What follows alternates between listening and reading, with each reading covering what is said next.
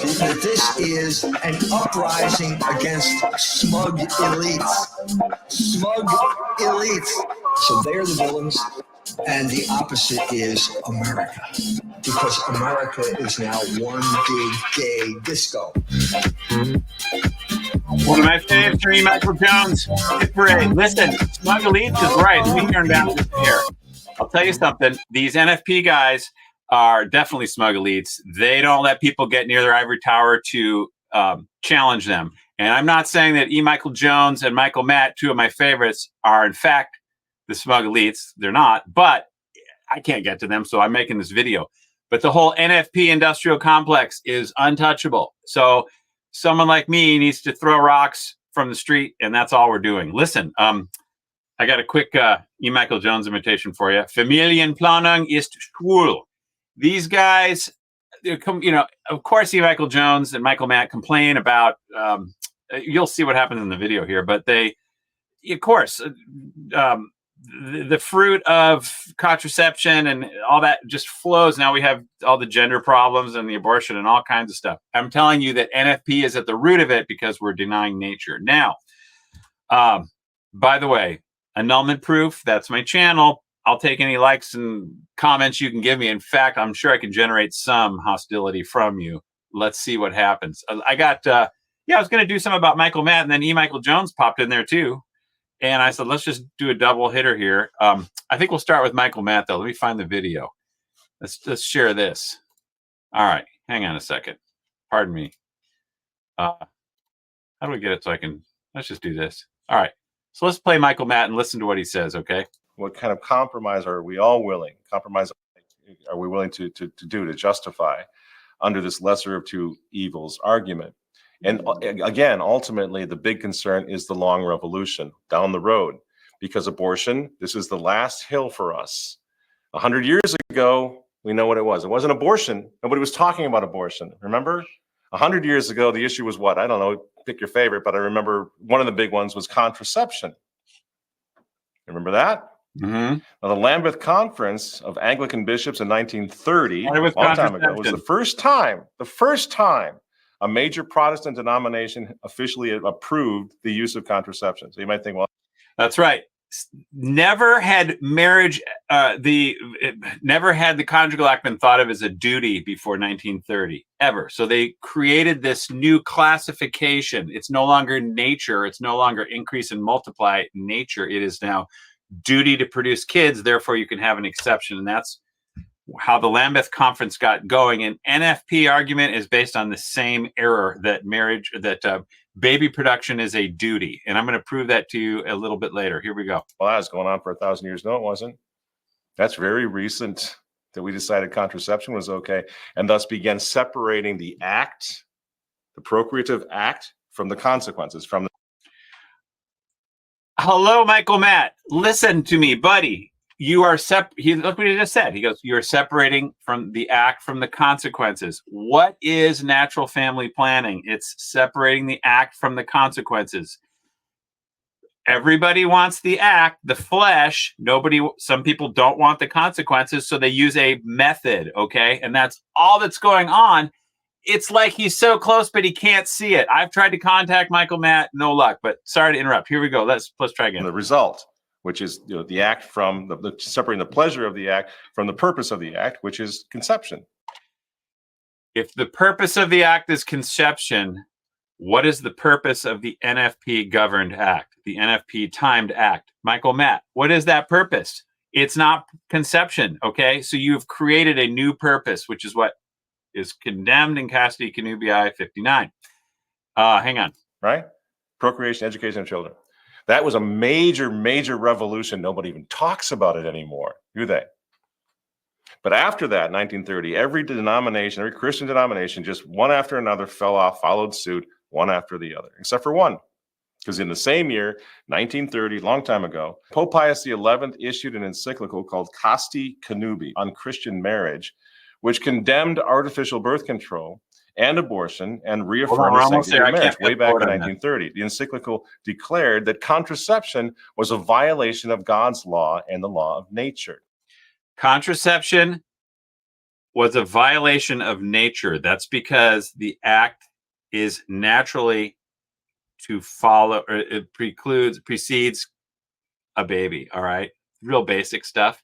But once you disconnect those two, whatever method you want to use, you have now, it's Katie bar the door, and there ain't nothing that's going to. So he makes a good point in this video earlier. He says people used to worry about contraception or divorce. Not anymore, because now we're just worried about not even gay marriage much anymore. We're worried about transing the kids and stuff. And then 20 years from now, we won't even be worried about that. Who knows what we'll be worried about? It gets crazier and crazier because once you leave the reservation, there's no stopping anything. Okay, here we go. Let's see if he says anything else. And guess what? The entire Catholic world complied. They obeyed the Holy Father even on issues that dealt with how they behaved behind the closed doors of their own bedrooms. That was the role the church was playing in the lives of millions and millions and millions. Okay, fine. So that's basically it. That's all he really said about this NFP stuff. But I want to refute him now based on what now I'm going to expand this, share this tab instead. I'm going to based on what Michael Matt has written in a letter in the Remnant. So here it is. This is Michael Matt writing this. I don't know how long ago it was, but he was saying that Pius XII, who gave us NFP, he's the father of NFP, actually, because it was in 1951. This is because, let's see. So he is saying that people, even the hippies, even the liberals, consider Pius XII their unlikely hero because NFP zealots and stuff like JP2 types and, who would I say? Scott Hahn, Kimberly Hahn, and of course, Christopher West, Janet Smith, a whole bunch of others. There's plenty of them. Still remain he's a hero because of so-called natural birth control in what's left of the Catholic Church. Okay. This is so because of a 1951 address to the Italian midwives, in which the Holy Father allowed for grave circumstances which might justify rare and limited use. Okay, hello. Before 1951, there was no. I'm going to go like this. Let me make it look. Before 1951, there was nothing allowed. Okay, 1951. Italian midwives was the birth of NFP out of nothing. They took nature and smashed it with a hammer and said, ain't nothing here. You do what you need to do, okay, for grave circumstances. That's the problem right there.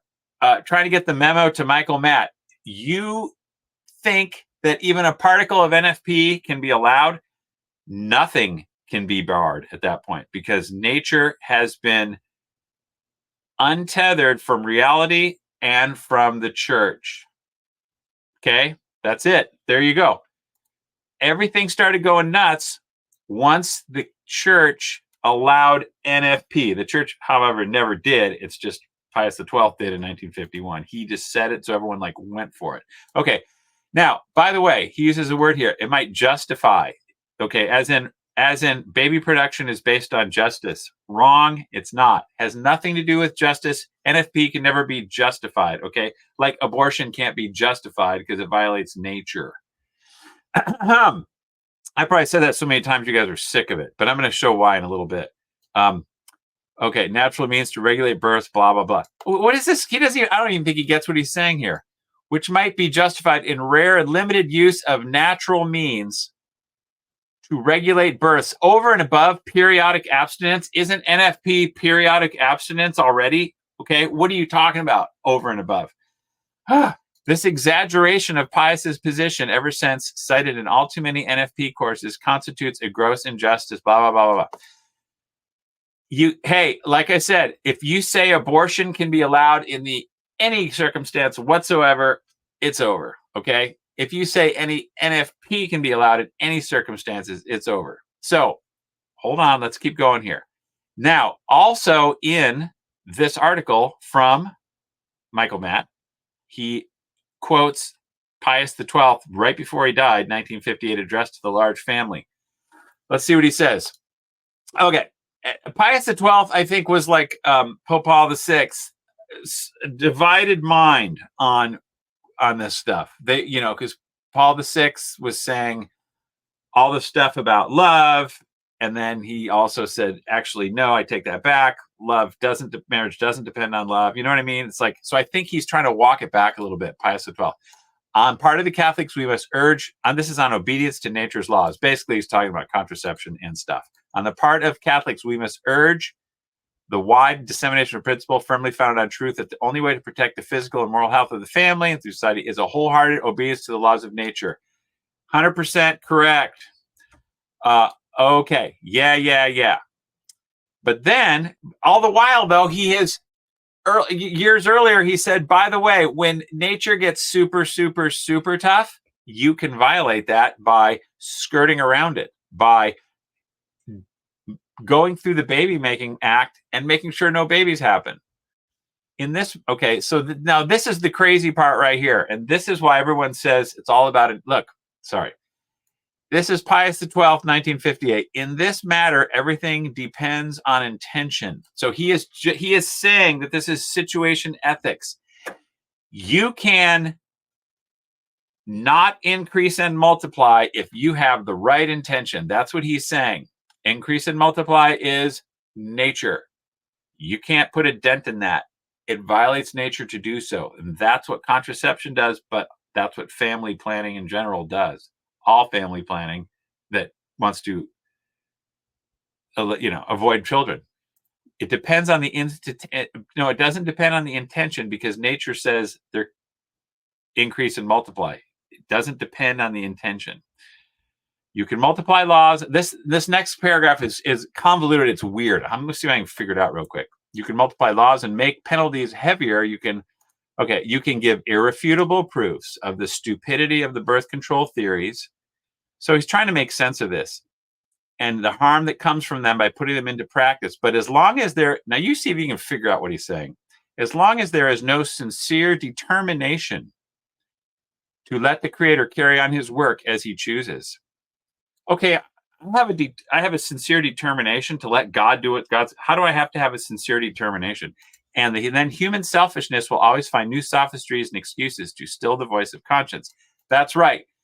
So to make more sense of this, I was going to think of if we substituted abortion instead. Let's say irrefutable proofs the stupidity of abortion, but as long as there is no sincere determination to let the baby come to term, then human selfishness will find new sophistries. No, you don't have to be determined to let nature take its course. You just have to let it happen. Okay. When you get in the way of nature, that's the problem. And there is no intention, which gives me my next point that will work, by the way. No intention. Casti Canubi, 1930. This is like the gold standard. All right. No reason, however grave. This is why increase and multiply is set in stone, because it's divine law. No reason, however grave, may be put forward by which anything intrinsically against nature may become conformable to nature and morally good. Notice he didn't say just. No, anything that we can justify being conformable, justify against nature. Michael Matt needs to get the memo that increase and multiply is nature, and you can't violate that. Since therefore the conjugal act is destined primarily by nature for the begetting of children, which I'm sure he would agree with, those who exercising it deliberately frustrate its natural power and purpose. Okay, so NFP frustrates the purpose, plain and simple. Humanae Vitae 16 will say both artificial contraception and NFP are designed so that no baby will result. We don't want a baby. That's why we do this. That's our purpose, okay? Sin against the nature and committed deed, which is shamefully and intrinsically vicious. All right. So I think that's it for Michael Matt. You can't say Pius XII was correct, and we have to go back to before Pius XII for our NFP lyceity position. No reason, no circumstances. It does not depend on intention. It doesn't depend on reason. It doesn't depend on circumstance. No situation ethics. Okay, Michael Matt, that's it. I hope somebody can get him the memo. Now, let's see what our buddy E. Michael Jones says. Let's see if I can get him going over here. Let's share this tab. Okay. He's pretty brief here, but I like the way he thinks, except he's like missing a huge piece of this. I was just happened to be listening one night and I was like, wow, let's check this out. So here we go. Let's push play. All right, let's do this. Get some questions here. On Telegram, a question for Dr. Jones from Ultak. Could you talk about natural family planning and whether it's ethical for Catholics to use this method? Yes, it is. It's completely ethical. Natural family planning takes the signs of fertility in the wife, and if you don't want to have a child, you abstain from sexual intercourse during that period. Okay, there's no sin in abstaining from sexual intercourse. And sexually abstaining means it does not exist, and so therefore it cannot be a sin. Okay, that's it. That's his whole answer right there. So he's saying abstinence is not a sin, therefore NFP cannot be a sin. That is an airtight argument. He's right insofar as if something isn't sinful, it isn't sinful. All right. It's kind of like, I can't even think of an analogy. Analogies are always limp with NFP. They're not good. But the obvious thing he's missing is the purpose of the act, the increase and multiply. That's the missing piece. Oh boy, I'm going to listen to it. He says a little bit more. Hold on. The other thing is you can use that, which is a significant problem now, is infertility, and you can use that to pinpoint when the woman is fertile and have sex I know. Who cares? Produce a child. So it's completely compatible with Catholic teaching. That's it. Let's do it one more time. It's so short. To use this method. Yes, it is. It's completely ethical. Natural family planning takes the signs of fertility in the wife, and if you don't want to have a child, you abstain from sexual intercourse during that period. If you don't want to have a child, you don't do the baby making act. You can't use a method so that you decrease and don't multiply. So back to here, we'll finish listening to him. Okay, there's no sin in abstaining from sexual intercourse. And sexually abstaining means it does not exist, and so therefore it cannot be a sin. That is what a lot of people think. It's that simplistic. No, because marriage has a purpose. Okay, after Vatican II, that purpose went out the window because now we're saying that the personalistic norm, the relationship, is the purpose, which can't be defined. And if children come from that, so be it. But if you don't want to have children, it's fine. So E. Michael Jones has a culture of death outlook or position on the definition of marriage. He probably doesn't even know it. Okay, so let's go back. Let me talk to E. Michael Jones here a little bit. Let's go on this. So yeah, back to we'll go back to here. Let's talk about Pius XII midwives, 1951. Let's just see, and then we'll apply this to what E. Michael Jones said, which is, if you just want to abstain, go ahead. There's no sin in that, and so therefore NFP is just abstaining. No, it's what do you call it? It's periodic incontinence. In other words, it's timed non-procreation. That's what it is. Pius XII midwives, 1951. Now, on married couples who make use of the specific act of their nature, of their state, nature, and nature imposes the function. Okay, so the function of the conjugal act is imposed by nature, and that is to produce babies. You can't change that function. So if you play hide and seek with the egg, you are violating the function, which is ripping off God. Not a good idea. Onan tried it. Okay. Then they say, yeah, impose to providing for the preservation of. So it's they're saying, yeah, it's nature. But then Pius XII, this is where he goes Protestant, right here in 1951, because he makes the switch from it's just nature to actually it's a duty to produce kids, that's what the Lambeth Conference used, the same thing, so that they could justify basing the conjugal act on justice. You have to produce kids in justice. Totally wrong. It just kind of sounds Nazi to me, like we're gonna make these people produce or something. This characteristic service which gives rise to the peculiar value of their state, blah, blah, blah. The individual and society, the people and the state, the church itself, depend for their existence in the order established by God on the fruitful marriages. So he's saying, hey, y'all, we need babies, okay? We're going to be hosed if we don't have babies. Therefore, if you want to do the act, okay, use continually the faculty, blah, blah, blah, and at the same time, don't give us babies without a grave reason, that would be a sin against the very nature of married life. That's like the most schizophrenic, crazy statement, one of them that he's made. Okay, because first he's saying increase and multiply is nature, but now he's saying it's a duty. So he goes flip-flops back and forth. Humanae Vitae does this kind of too in so many words. Contradicts itself. Okay, so nature, you can't violate it. I don't care how grave your reason is. So he says, but you can violate a duty. Let's say you have to show up for jury duty, but you're super sick.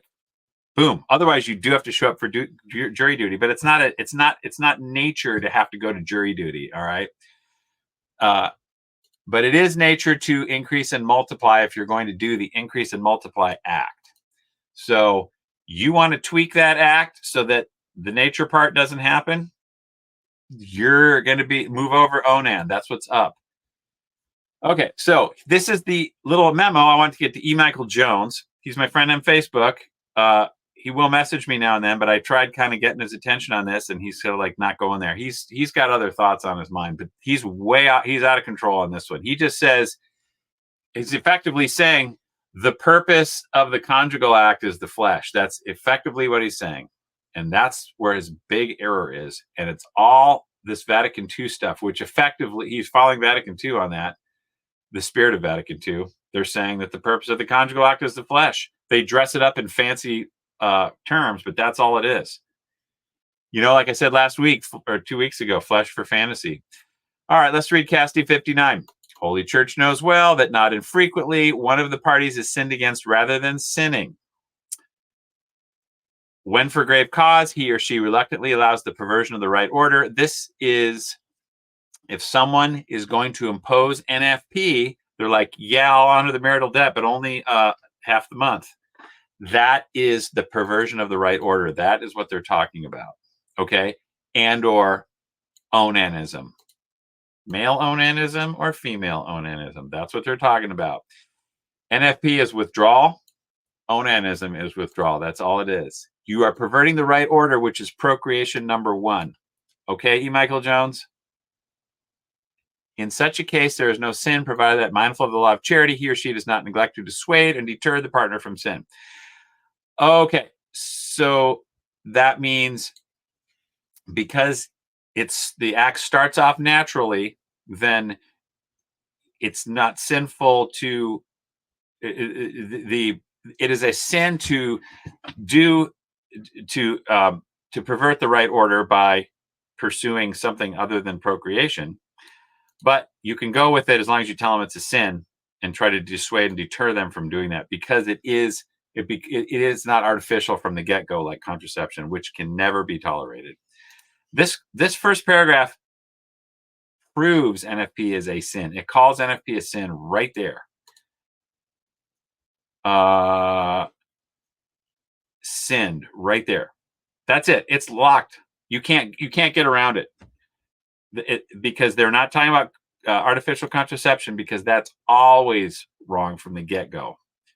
But again, natural contraception, quote unquote, it starts naturally, so it's still a perversion, but you have to tell them it's wrong, but it can be tolerated by the innocent spouse. Okay. Blah, blah, blah. Sorry. Nor are those to be considered acting against nature in the married state. Okay. Menopause, basically. On account of natural reasons, either certain time or defects, okay. So if they're naturally sterile or menopause, just natural, then that does not, nor are those considered acting against nature. All right. So nature is procreation primary. But if for a situation out of their hands that's not allowing procreation primary, in other words, God's in charge, then that can be okay. But NFP is elective, and so it's totally taking out the procreation primary out of God's hands and putting it in your little Marquette method or whatever you got. Can't do that. For in matrimony, as this is the key thing for E. Michael Jones right here, and then we're done. For in matrimony, as well as the use of matrimonial rights, there are secondary ends, mutual aid, aka the flesh, okay, and everything that goes with it. Those are secondary ends, and are not forbidden to they're not forbidden to consider, so long as they are subordinated to the primary end. Okay, E. Michael Jones is saying, have at it. If you don't want the primary end, it's no sin. Just go for your secondary ends all you want. So we have to do the intrinsic nature. Okay, Michael Jones is like, hey, you got the intrinsic nature, it's cool. You also have to have the subordinated ends. Okay, you can't approach the conjugal act with the intrinsic nature unless you're the hierarchy of ends is in place, which means you're trying to get pregnant. Okay, at least it's habitually that way or whatever. But if you're trying to avoid pregnancy, and you take steps so that the primary end has been subordinated to the secondary, that's all you Michael Jones is doing. That's grave sin. Okay. Well, thanks for listening. And like I said, I can't wait to hear why I'm wrong in the comments. And maybe someone can. I'll think I'll forward this to Michael Jones too. Thanks for listening, you guys. Love it. Kid is wrong. You make me wanna dance. Gay penguins, bisexual lions, sex-changing clownfish. This is a queer planet. Queerness has always existed. It's only in humans that we have such a stigma about it. The idea of just having two fixed sexes is clearly out of style. Mother Nature is pretty open-minded. You make me wanna move like I'm crazy. Sex is not just for reproduction. It's clear that no matter where you look on our planet, nature is full of queer surprises.